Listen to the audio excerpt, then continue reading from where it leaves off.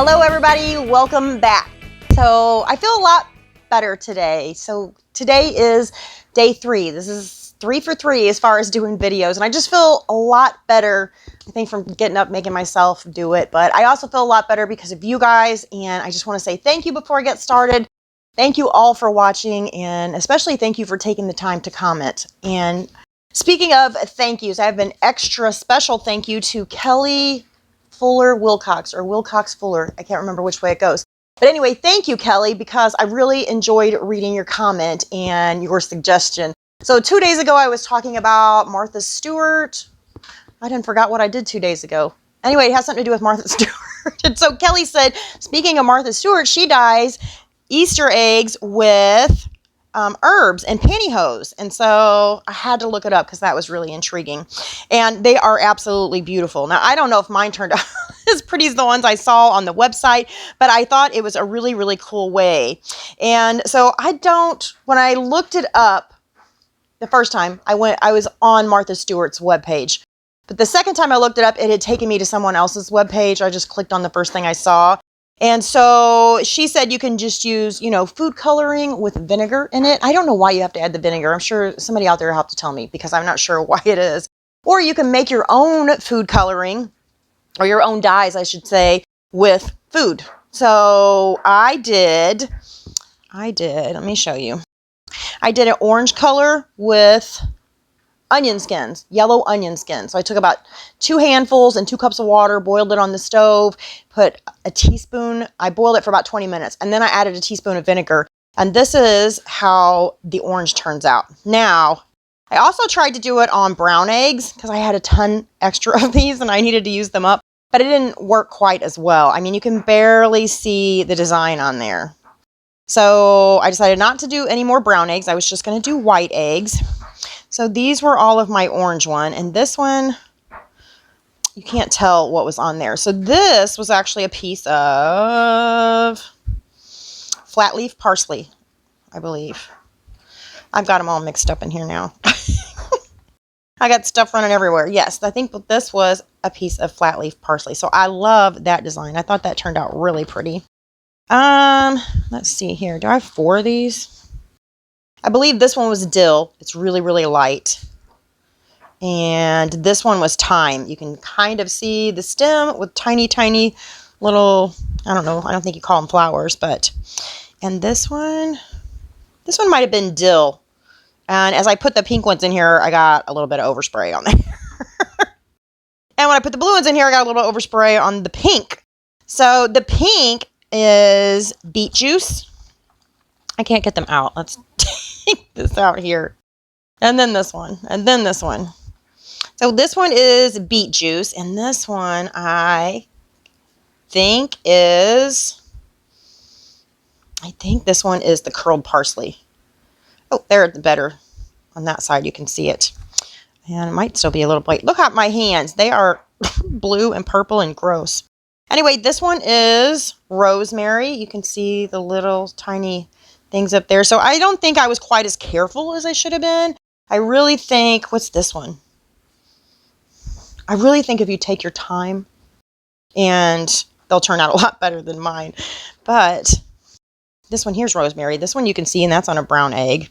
And then the blue one, I went outside too. So originally when I went to the store, I grabbed some flat leaf parsley. I grabbed some curled parsley. I grabbed some cilantro, some thyme. Matter of fact, that one I was looking at might be cilantro. Anyway, some cilantro, some thyme, and rosemary. But then I decided when I got to the end, I wanted to go out to the yard and see what was in the yard. So I used, my husband calls these helicopters. My mom calls them twirly birds. You guys have to let me know what you call them. I just call them, well, I don't know. This looks like fairy wings. Anyway, on here it looks like a pair of lungs, I think. So I thought that one was interesting. And then I don't know what I put on this one. Oh, it was something else from the yard. I know what it was.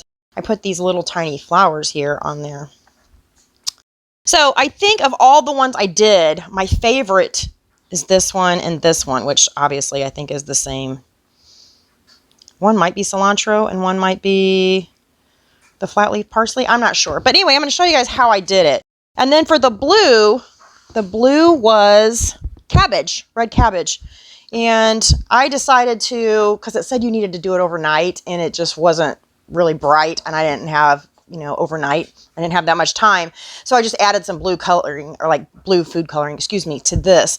So this is the pink.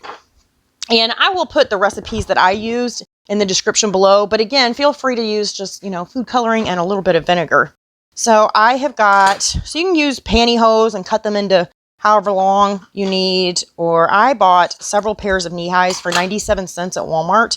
And then I just cut them in half. And on the one that wasn't secured at the bottom, I tied a little knot in it. And then I took this. And it says to wet it, so wet it a little bit, and that way it sticks to your egg like that. And I have this cool little egg drying rack that was really cheap. I thought I was getting one. I think they sent me 10 of them, so I gave some to my friend Dolores. But they're great for like if you're doing like rock painting or anything like that. So we're just going to, right like that, try to keep that as flat as we can. So I think that's why some of my designs aren't as distinguished as, you know, these. This was the easiest one to keep flat, where the other ones I got a little impatient and just thought we'll see what we get.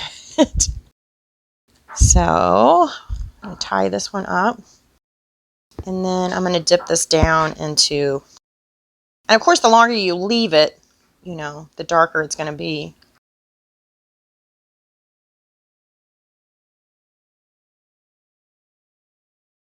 And if I'm being honest, I add a little pink to the beet juice too. It worked well without adding any food coloring, but I thought for the purposes of being on camera, it might be easier for you guys to see. So it looks like I don't have enough dye back there. Hold it in there for a second. All right, so I'm just going to move it over there to dry on top of my newspaper. And then I really thought these little flowers would be cute, but I don't think they held up well. Let's try. I think this is cilantro. I'm going to pull the little leaves off. I mean, it is herbs. I could probably just lick these. No one's going to eat the shell after I lick it, so. This one I think will be really pretty. There we go. Okay, I'm going to set it right there for just 1 second. And the one thing I noticed too is just like the herbs will leave a pattern on your eggs, so will, you know, things like a seam in the pantyhose or a knot. So when I tried to put it on, I tried to put it like this, or at least I did toward the end of the eggs. I think that was another mistake that I made with some of the first ones, was I was just kind of all willy-nilly in it. So we're going to dip this one again.